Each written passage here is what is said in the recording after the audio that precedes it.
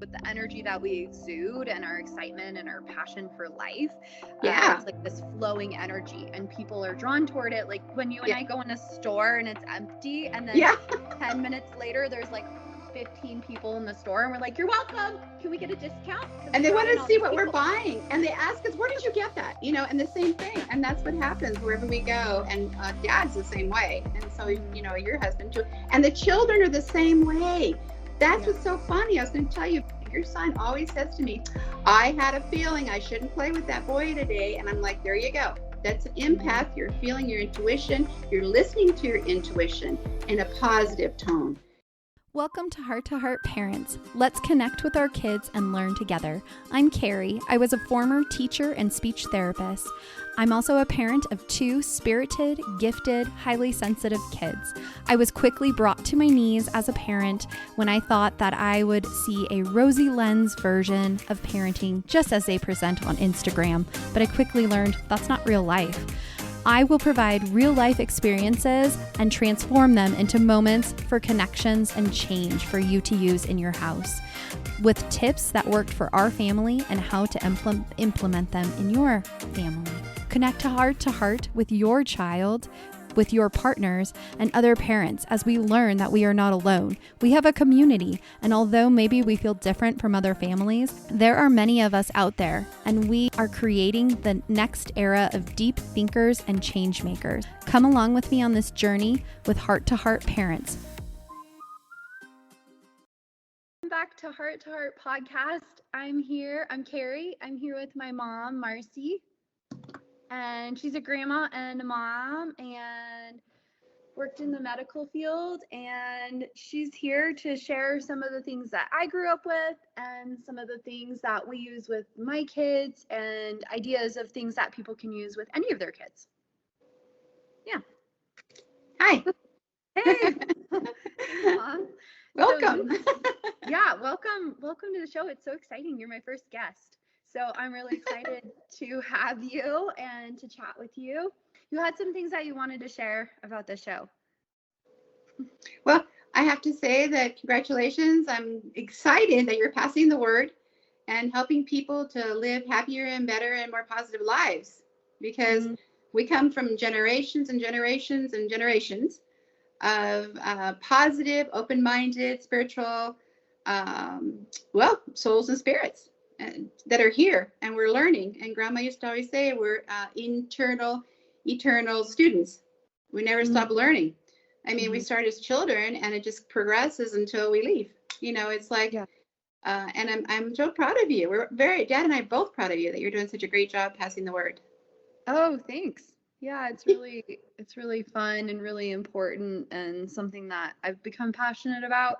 And so it's been going well. I think a lot of people have been reaching out to me and telling me that it's something that's important in their heart as well. And I've had people reach out and say that they are raising kids that are similar to my kids. The gifted, talented, highly sensitive, spirited kids sound just like their kid. And when I was describing my kid, it felt like they were describing theirs. So that was really cool to hear. Like, I'm not alone. We're not the only ones out there. There are others of us, and I love connecting with them so that they don't feel alone.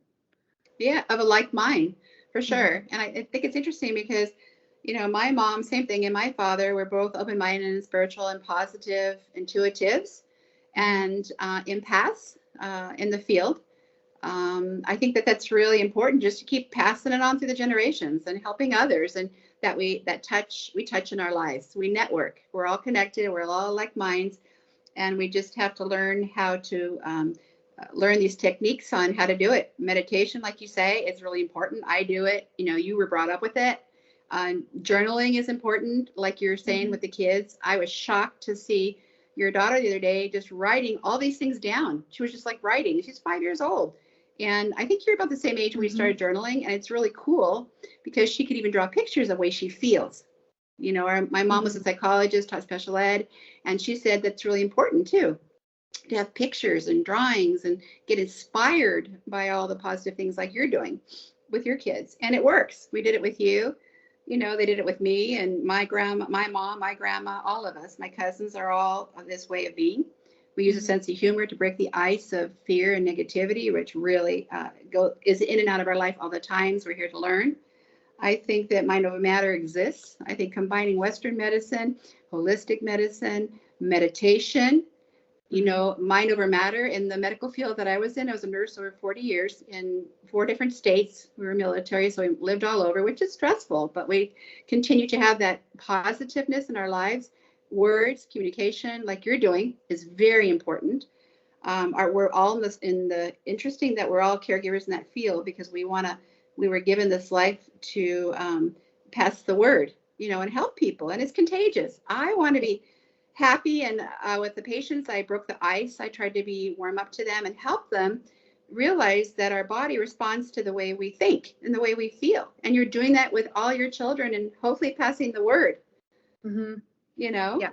Yeah, it's true. So when children definitely are very receptive to the energy that we are putting out. And so if we're conveying a fearful message, if we're conveying a nervous message or a happy message, they're definitely going to respond to that. Sometimes we take on their energy. Yesterday, my kids were both a little bit grumpy because they had been on the airplane the day before and they didn't get enough sleep, and they were starving when they got out of school yesterday for whatever reason.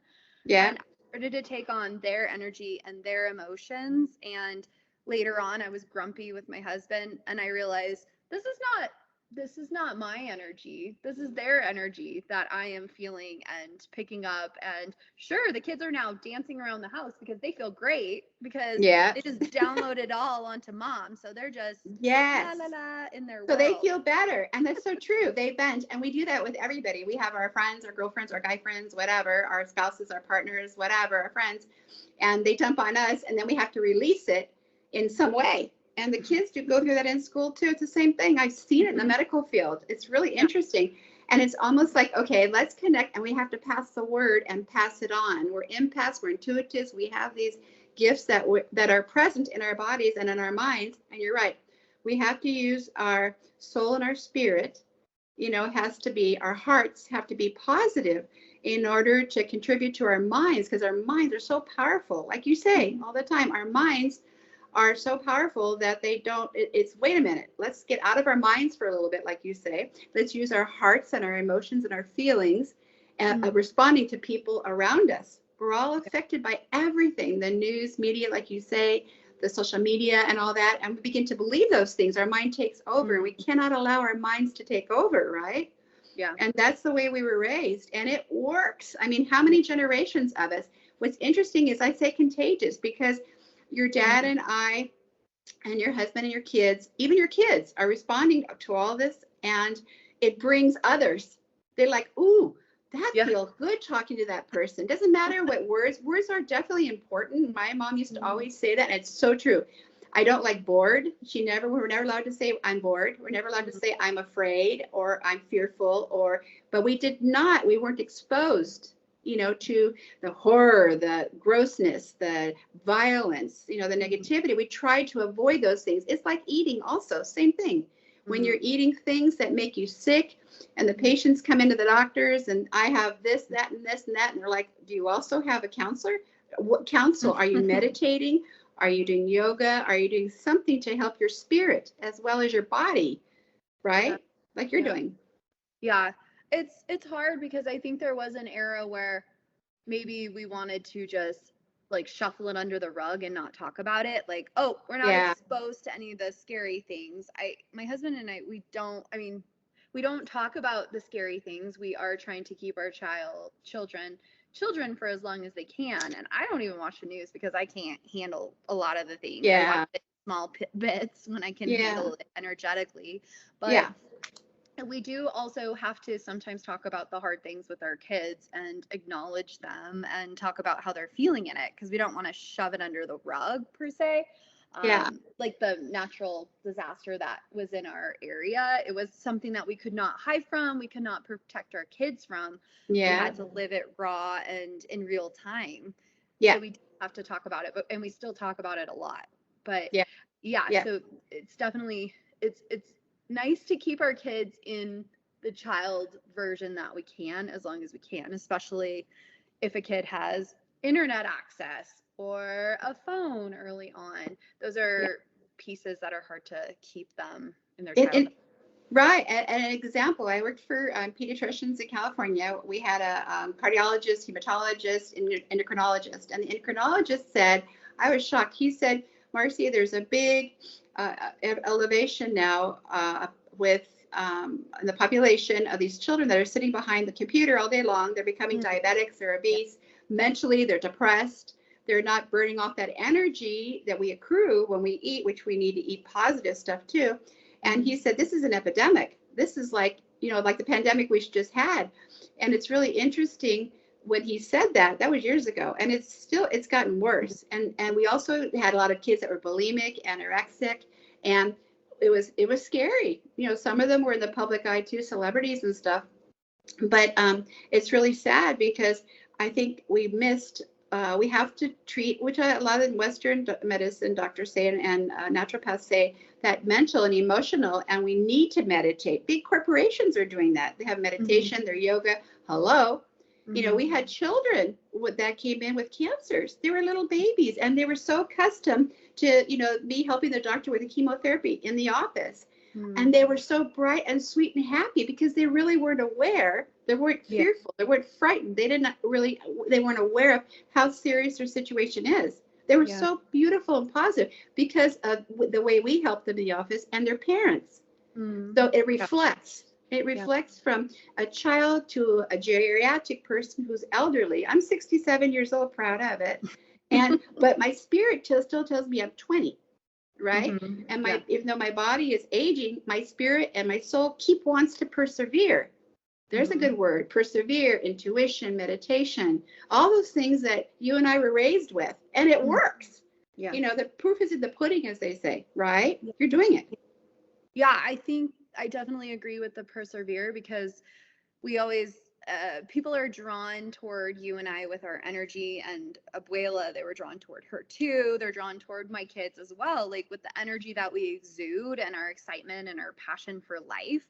It's like this flowing energy, and people are drawn toward it. Like when you and I go in a store and it's empty, and then 10 minutes later, there's like 15 people in the store, and we're like, you're welcome. Can we get a discount? And they want to see what we're buying. And they ask us, where did you get that? And the same thing. Yeah. And that's what happens wherever we go. And dad's the same way. And so, your husband too. And the children are the same way. That's what's so funny. I was going to tell you, your son always says to me, I had a feeling I shouldn't play with that boy today. And I'm like, there you go. That's an empath. You're feeling your intuition. You're listening to your intuition in a positive tone. And it was guarding you. It was guarding you as far as saying, oh, that's not, and you get those feelings. And we have to be aware. We have to pay attention. Dad says that people just are in their own little world nowadays. They're not aware. They're not paying attention, and they're grumpy because they're in a loss for words, some feeling or healing or something. They're vulnerable that they want to hold on to. So I'm glad you're doing this. You need to spread the word too. And your generation, that's coming on too. Your generation's really open and hungry for all this positiveness that you're giving. And I love what you're doing. You're helping people, hopefully. I think that people are hungry to be happy. There is this era of complain and angst. Yeah. You have to vent. And yes, we have to let it out at times, but I think that there is this popularity with being angry or complaining or showing the hard part of life, which I think there's maybe when I'm posting online, I think I post maybe 10% of the time, 5% of the time I show what real life is, because I don't want people to think, oh, she's got the perfect life. She uses all these tools and then her kids are doing great. Well, we do have our highs and we do have our lows. So I will show my lows. But I also think that it's like this popularity piece of not being happy. I remember it started in like high school where you couldn't walk around and be happy. It was like, how are you? Oh, my life. Yeah, I'm okay. It's so true. The drama of it all. And I think social media, if we could do, it's interesting how as beings, we are attracted to drama and negativity. And it's like, why do we do this? Why can't we be positive? Granted, we're here to learn, as Grandma used to always say. It's true. We have to go through our ups and downs, go through the storms to see the rainbows, and not be naive, but think a certain way. You're right. And we're drawn to the drama. And we just have to develop techniques, which you're doing. You're coming up, the newer generations, us baby boomers, we're learning. And it's interesting. The baby boomers are really open for this way of being and technique and yoga and Pilates and all these different classes of healing and learning. I'm still learning. I still take classes. I know you and I have taken classes, even though my body is 67, my mind is still 20. Yeah. And I think that, and I was going to tell you too, while you were visiting, we have a little dog at home. He's little, he's 8 pounds. And it's interesting. I told the kids, it was interesting to watch when the kids were with us and the dog was there, and he's a little nervous now because he lost his big brother a couple weeks ago, the other dog. And so now he's all by himself. And I told the kids, okay, let's bring the energy down. Let's stay really calm with him, calm voices, and let's find out what he wants. And he has body language, and he has certain tonation and sounds that he's giving. Mm-hmm. So I was shocked. This trip, there was a little instance when they first arrived with him. And then eventually, he calmed everything down, and he was like, oh, okay, they're not going to hurt me. They're not going to step on me. They're not going to chase me or anything. It's okay. It's okay. And kids, but just talking to the kids like you do, and calm, stay calm, listen to Mimi, see what she says about her dog. It's the same thing with humans and children and plants. I know your son has brought some plants between you and him, and your energy, positive and sweet, and talking to the plants have brought plants that have died, and that's the way I was also raised. Same thing. Everything that's living on our planet is alive. My mother, as an example, when she had trauma when my father left, and she willed herself to have cancer, and she did so well after her treatments and everything. She had it, it was in recession, what do they call it? Remission for so many years. It didn't come up ever again. And my brother and I said, she was in her 50s. My brother and I said to her, no, we need you. We love you. Let's change your train of thought and feeling. Yeah. And she did very well. And I know a lot of people that are very, they meditate as much as they can. I know it's really hard to do it every day, but just for 5 minutes, like you said, can be done. And all these techniques and tools that we could use that are there for us. We're here to learn, about all these things, and until we pass, like Grandma used to say, eternal students. We're eternal learning, and we have to find out different ways, like what you're doing. Yeah, it's interesting. Yeah, I was and I think it's cool that your generation is open to learning. I don't know. I didn't know the piece of it. I think like as far as the kids coming in, when they are so excited to be at your house and like the energy is just amped up. I think it's like 2 days before they show up, they're just like jittering, like, what do I do with this energy? I know. I'm so excited. So what do we do? Take them out to the park or to the zoo or somewhere they can get rid of that energy. Movement. We all need to do that. I think exercising is great. Bicycling, running, walking, just getting outside. The sun is so energizing. I just love, we're all sun worshipers, and we, of course, have to be careful, with our creams and stuff. But I think that, and certain areas you'll notice, certain things that you wear make a difference, like you say. You wear colors. Certain colors make us feel a certain way. The music, the tonation, like you say, our tone of voices, not only our words. When you have, fear or I'm bored, it's like those tones. And music is so important too. Yeah. I know you talked about that. The color is definitely one that I find really interesting. Like my husband and I are always drawn to water, and we love blue and greens and nature. Yeah. And then here comes our fiery Aries daughter who loves pink, everything. And I loved pink as a kid too. It's funny because nobody started her on that. when she chooses her pink, it is like not just a calm, pale pink. It's like, no, I want that one. And it is the brightest pink that you could ever see. It's like, wow, you are She's like, present. Bam, I'm here. And that's how my mother was, your grandmother, and my grandmother's grandmother, and great grandma. We were all different in some, and I'm more like the quiet, earthy tones. And my mom, bam, red lipstick, like bam, I'm here, listen to me, pay attention to me. Yeah. So she gets upset when I'm wearing something boring, which I remember grandma used to get upset at you for wearing boring clothing of some just neutral colors, but she's like, no, you need to wear this dress. And I'm going, it's interesting. Yeah. That's the right one. Yeah. And her red lipstick, oh my gosh, my mom was 94 when she passed. And oh my gosh, she was a spirit to be reckoned with, for sure, as they say. But I would wear black scrubs because when they first started 40 years ago in the 70s in nursing, we all wore white, which is such a silly color when you've got all kinds of, stains and fluids that could stain your uniforms. But in the end, I ended up wearing black scrubs. And she did not like that. And I said, Mom, you can wear the bright, brilliant colors because you're an extrovert. You can be out there and you want that attention. I said, I kind of want to stay back and wear my earth tones a little bit. And if I, if I want to, socialize or talk or whatever, I will.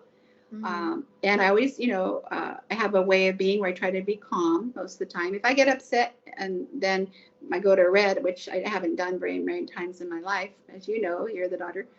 But I think that color makes a big difference too. And that's okay. We can wear, because there's certain things that we feel comfortable in. Our spirit feel comfortable, our soul, our bodies feel comfortable. And we need to stop judging, for sure. Yeah. Yeah, it's hard. It's definitely, I think it's ingrained in so many of us to have the judgments and such. And they're definitely watching how we react to everything. It's the human condition, quote unquote, as they say. And there's so many people out there. I feel really sad that I wish we could all connect, and you're doing it. That's one positive thing about social media, is if it can connect in a positive way, like what you're doing and others are doing. I think it's beautiful. It's wonderful. We didn't have this when I was growing up. I was blessed and lucky that I had a great mom and grandma and great grandma and cousins that were all, really unique in this way, had wonderful techniques that worked. That's the thing. If it works for you, and we may not all get along, but find the person that works for you and you connect with, and you just go, oh my gosh, this person's contagious. Their spirit is contagious. Their techniques, their soul. And that's what we're meant to do, be mentors. Yeah. It's nice when you can really connect heart to heart and not feel alone and really have that connection. And it's definitely, I use social media as a tool to connect to other people, because that's definitely where we find them, for sure.